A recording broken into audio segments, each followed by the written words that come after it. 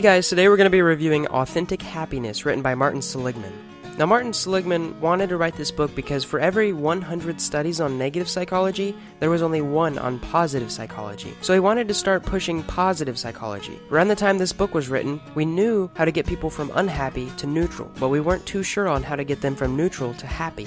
So he says that there are two types of happiness, and the first I like to call hedonistic happiness. And this is basically seeking current pleasure, and this would be stuff like snowboarding or playing a game, having fun. It could even include stuff like eating chocolate, ice cream, indulging in drugs or sex. He takes a look at a lot of the lottery winners' lives, and he realizes after around 3 months, their happiness drops off. Now, the second kind of happiness is lasting and meaningful happiness, and this kind of happiness lasts over a longer period of time. Now, Martin Seligman and his psychology team went through a whole bunch of stuff that could cause variables on happiness. Stuff like the country that someone's living in, the weather, marriage, social life, negative emotion, health, religion, and even education. They wanted to find out if any of this stuff contributed to happiness. But what they found is there's one secret, and the secret is that you have to find your strengths. And when you find your strengths, you apply them. And the better you get at finding your strengths and applying them, the happier you're going to be. You see, everyone feels good when they are complimented on something that they're good at. And over time, this can lead to lasting happiness, because it'll make you feel like you have a purpose in the world. And this is what everyone seeks. There's also 3 types of jobs. Now, there's the first type of job, which is called literally a job. It's something like you're working 9 to 5 every day. It's where you go in, you work, and you come back out. And you're not really enjoying it, but you're doing it because you need the money. This is a job.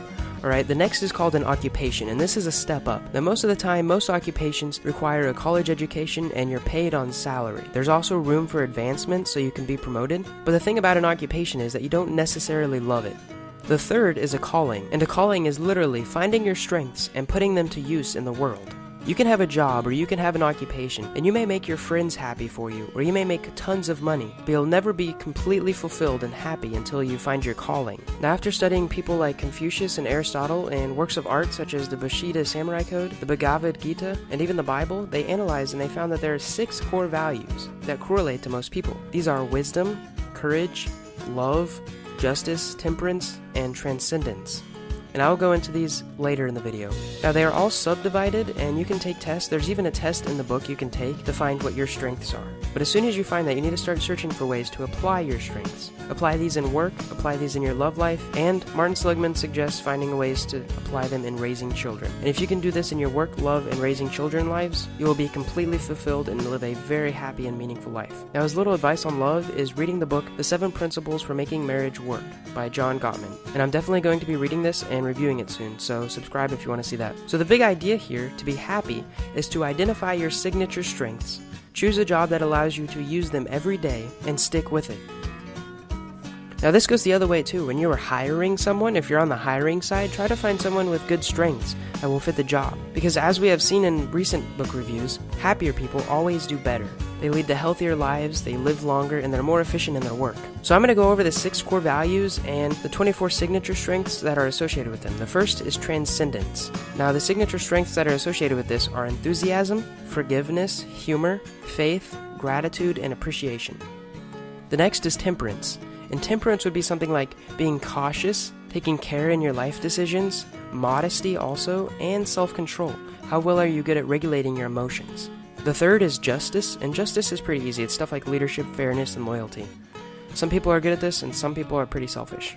The fourth is love. Obviously, love is love, kindness, and generosity. I think a good part of love is about giving and not expecting back. The fifth is courage, and some signature strengths of courage are honesty, perseverance, and bravery. You're more often to find people in battle that have these signature strengths. And the last is wisdom. Wisdom includes perspective, social intelligence, street smarts, open-mindedness, love of learning, and curiosity, which I would say I definitely fall under the wisdom category a lot more than the others. Now I'm going to leave you with one quote that really stuck with me with this book, and I hope it resonates with someone else too. Martin Seligman says, "Positive emotions alienated from character lead to emptiness."